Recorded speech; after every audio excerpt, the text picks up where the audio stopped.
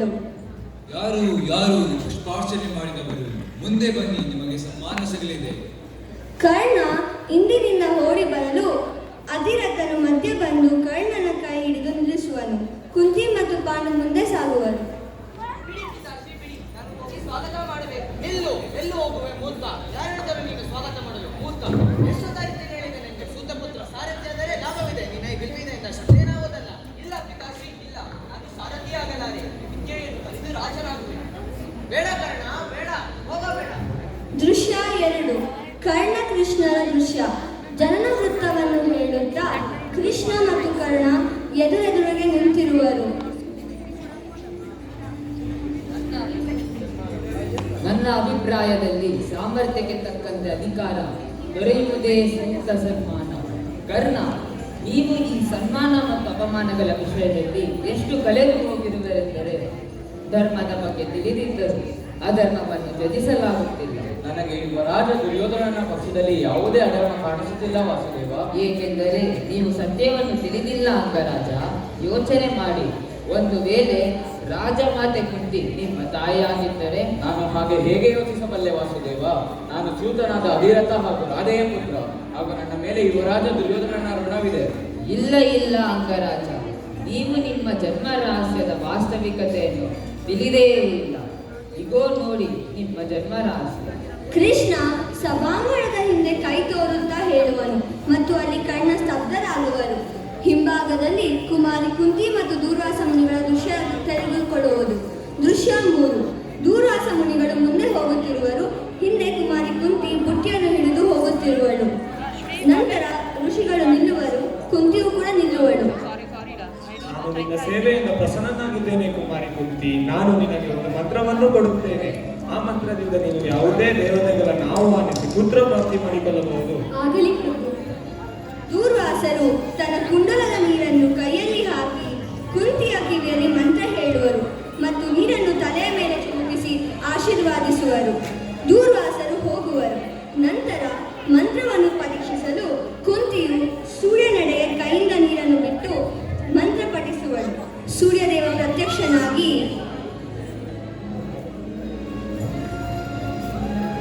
ನಿನ್ನ ಆಮಂತ್ರಣವನ್ನು ಸ್ವೀಕರಿಸಿದ್ದೇನೆ ಕುಂತಿ. ನೀವು ಸ್ವಯಂ ಸೂರ್ಯದೇವನೇ? ಹೌದು.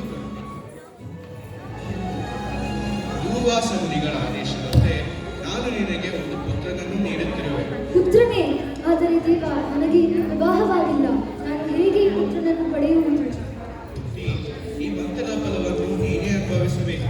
ಪುತ್ರ ಪ್ರಾಪ್ತಿ ನಿನಗೆ ಅವಶ್ಯಕವಾಗಿ ಆಗುತ್ತದೆ. ವಿವಾಹಕ್ಕೂ ಮುನ್ನವೇ ಪುತ್ರನನ್ನು ಪಡೆಯುವುದಾದರೆ ನನ್ನ ಚಾರಿತ್ರ್ಯ ಏನಾಗುವುದು ದೇವ? ನನ್ನ ವರದಾನವನ್ನು ಯಾರೂ ನಂಬುವುದಿಲ್ಲ. ನಾನು ನಿನ್ನ ಸಂದಿಗ್ಧತೆಯನ್ನು ಅರ್ಥ ಮಾಡಿಕೊಳ್ಳಬಲ್ಲೆ ಕುಮಾರಿ, ಆದರೆ ನಾನು ಏನೂ ಮಾಡಲಾರೆ. ನಾನು ನಿನಗೆ ಒಂದು ವರದಾನ ಕೊಡುತ್ತೇನೆ. ಪುತ್ರ ಪ್ರಾಪ್ತಿಯ ನಂತರವೂ ನೀನು ಕುಮಾರಿಯಾಗೇ ಉಳಿಯುವೆ. ನಿನ್ನ ಚಾರಿತ್ರ್ಯ ಶುದ್ಧ ಹಾಗೂ ಪವಿತ್ರವಾಗಿರುವುದು.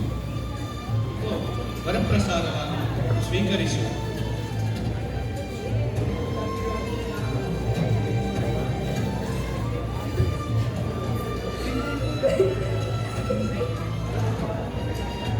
ಪುತ್ರ, ಅಯ್ಯೋ ದೇವರೇ!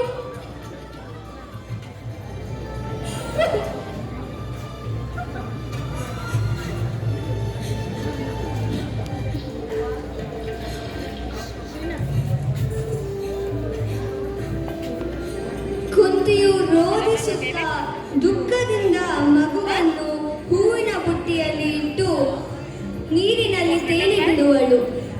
ನನ್ನನ್ನು ಕ್ಷಮಿಸಿಬಿಡು ಪುತ್ರ. ದೃಶ್ಯ 4. ಕರ್ಣನು ಸೂರ್ಯನ ಕಡೆ ನಿಂತಿರುವನು.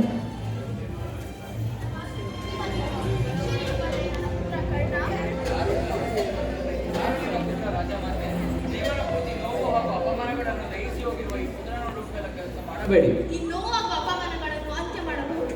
ಈಗ ಪಾಂಡವರ ಪಕ್ಷಕ್ಕೆ ಬಂದು ನೀನೇ ಜ್ಯೇಷ್ಠನಾಗುವಿರ ಹಾಗೂ ಅವರಿಗೆ ಮಾರ್ಗದರ್ಶಕನಾಗುವ. ಪರೀಕ್ಷೆಯ ಸಮಯದಲ್ಲಿ ಯಾವ ಕೈ ಆಶ್ರಯ ನೀಡಿತೋ ಆ ಕೈ ಬಿಟ್ಟು ಬಿಡಲೇ?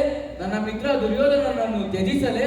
ಹಾಗಾದರೆ ನೀನು ಸಹೋದರ ವಿರುದ್ಧವಾಗಿ ಶಸ್ತ್ರಗಳನ್ನು ಎತ್ತುವೆಯಾ ಪುತ್ರ? ನಾನು ಉಪಕಾರದಡಿಯಲ್ಲಿ ಬಂದಿಯಾಗಿದ್ದೇನೆ ರಾಜಮಾತೆ. ಯುದ್ಧದಲ್ಲಿ ತನ್ನ ಮಕ್ಕಳೇ ಬಲಿದಾಡಿಕೊಳ್ಳುವುದನ್ನು ಒಬ್ಬ ತಾಯಿಯಾಗಿ ಹೇಗೆ ನೋಡಲಿ ಪುತ್ರ?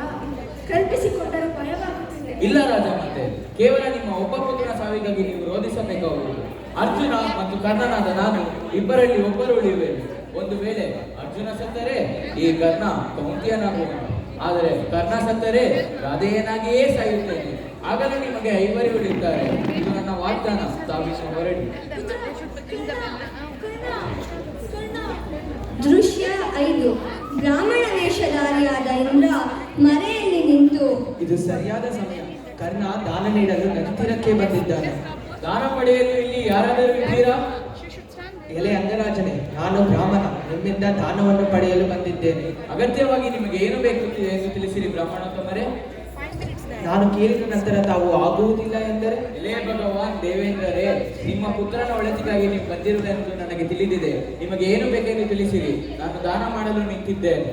ನಿನ್ನ ಹುಟ್ಟಿನಿಂದ ಬಂದ ಸೂರ್ಯಾನುಗ್ರಹದ ಅಭೇದ್ಯವಾದ ಕವಚ ಕುಂಡಲವನ್ನು ನನಗೆ ನೀಡುವೆಯಾ? ಪ್ರಾಣಾಂತಿಕ ನೋವನ್ನು ಅನುಭವಿಸುತ್ತಾ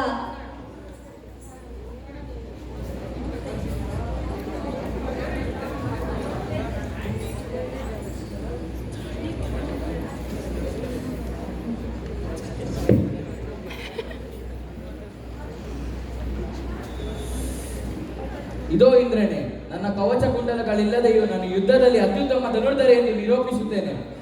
ನಾನು ಇಂದ್ರ ನಿನ್ನ ದಾನದ ಗುಣವನ್ನು ಬಹಳ ಮೆಚ್ಚಿದ್ದೇನೆ. ಹಾಗೆ ತೆಗೆದುಕೋ ಈ ದಿವ್ಯಾಸ್ತ್ರವನ್ನು. ಈ ದಿವ್ಯಾಸ್ತ್ರದಿಂದ ಯಾರು ಹೆಸರು ಹೇಳಿ ಪ್ರಯೋಗಿಸುವೆಯೋ ಅವರ ಪ್ರಾಣ ತೆಗೆಯುವರು. ದೃಶ್ಯ 6. ಕರ್ಣ ಅರ್ಜುನರ ಯುದ್ಧ. ಕರ್ಣನ ರಥಚಕ್ರವು ಭೂಮಿಯಲ್ಲಿ ಹುದುಗಿ ಹೋಗಿರುತ್ತದೆ.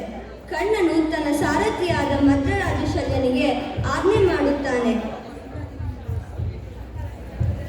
ಮದ್ರರಾಜ ಶಲ್ಯರೇ, ರಥವನ್ನು ಮೇಲೆತ್ತಿ. ನಾನು ರಾಜ, ರಥವನ್ನು ಮೇಲೆತ್ತಿದ್ದಾರೆ. ನನಗೆ ನಿಮ್ಮ ಸಹಾಯದ ಅಗತ್ಯ ಇಲ್ಲ.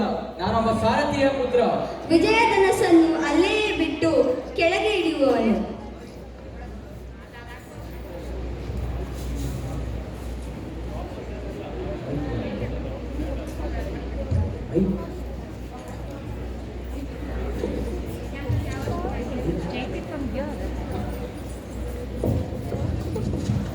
ಯುದ್ಧಕ್ಕೆ ಆಹ್ವಾನ ನೀಡುತ್ತೇವೆ ಕರ್ಣ.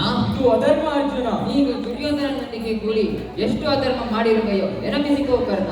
ನಿಲ್ಲು ಅರ್ಜುನ, ನೀನು ಅಧರ್ಮ ಮಾಡಬೇಡ. ಒಂದು ವೇಳೆ ನೀನು ಅಧರ್ಮ ಮಾಡಿದರೆ ನಾನು ಅಧರ್ಮ ಮಾಡುವೆ. ನಾನು ಬ್ರಹ್ಮಾಸ್ತ್ರ ಆವಾಹನೆ ಮಾಡುವೆ. ಇದರಿಂದ ಈ ಕುರುಕ್ಷೇತ್ರದಲ್ಲಿ ಎಲ್ಲರೂ ದಹಿಸಿ ಹೋಗುವರು. ಬಾಣ ಪ್ರಯೋಗ ಮಾಡುವ ಅರ್ಜುನ. ನಾನು ಬ್ರಹ್ಮಾಸ್ತ್ರ ಆವಾಹನೆ ಮಾಡುವೆ. ಏಕೆ ಈ ಮಂತ್ರ ನನಗೆ ಬರುತ್ತಿಲ್ಲ? ಅಯ್ಯೋ ದೇವರೇ, ಈಗಲೇ ಪರಶುರಾಮ ಶಾಪ ನನಗೆ ತಟ್ಟಬೇಕಾ? ಅಯ್ಯೋ ಭಗವಂತ. ಯಾವ ವಿದ್ಯೆಯನ್ನು ಅನೀತಿಯ ಮಾರ್ಗದಿಂದ ಪಡೆಯಲಾಗುವುದೋ ಅದು ಸಂಕಷ್ಟದ ಸಮಯದಲ್ಲಿ ಜೊತೆಗುಳಿಯುವುದಿಲ್ಲ. ಇದು ಶಾಪವಲ್ಲ ಅಂಗರಾಜ, ಪ್ರಕೃತಿಯ ನಿಯಮ. ನೀವು ಸತ್ಯವನ್ನೇ ಹೇಳ್ತಿರುವಿರಿ ವಾಸುದೇವ. ಆದರೆ ವಾಸುದೇವ, ನನ್ನ ಈ ಸಾಮರ್ಥ್ಯದ ಪರಿಚಯ ಎಂದಿಗೂ ಆಗುವುದಿಲ್ಲವೇ? ರಾಧೇಯ, ಯಾವಾಗ ನಿಮ್ಮ ಕೈಯಲ್ಲಿ ಧನಸ್ಸು ಇಲ್ಲವೋ, ನಿಮ್ಮ ಎದೆಯಲ್ಲಿ ಕರ್ಣಕುಂಡಲವಿಲ್ಲವೋ, ನಿಮ್ಮ ರಥದ ಚಕ್ರ ಭೂಮಿಯಲ್ಲಿ ಹುದುಗಿಕೊಂಡಿದೆಯೋ, ಹಾಗೂ ನಿಮ್ಮ ಎಲ್ಲ ವಿದ್ಯೆಗಳು ಮರೆತು ಹೋಗಿದೆಯೋ, ಅಂತ ಅವಕಾಶದ ಲಾಭವನ್ನು ಪಡೆದು ನಿಮ್ಮನ್ನು ವಧೆ ಮಾಡಬೇಕಾಗುತ್ತಿದೆ. ಇದೇ ಅಲ್ಲವೇ ನಿಮ್ಮ ಸಾಮರ್ಥ್ಯದ ಪ್ರಮಾಣ? ಅರ್ಜುನ, ಧನಸ್ಸನ್ನು ಕೈಗೆತ್ತಿಕೋ. ಅಂಗರಾಜರಿಗೆ ತಮ್ಮ ಪಾಪದ ಭಾರದಿಂದ ಮುಕ್ತಿ ನೀಡು.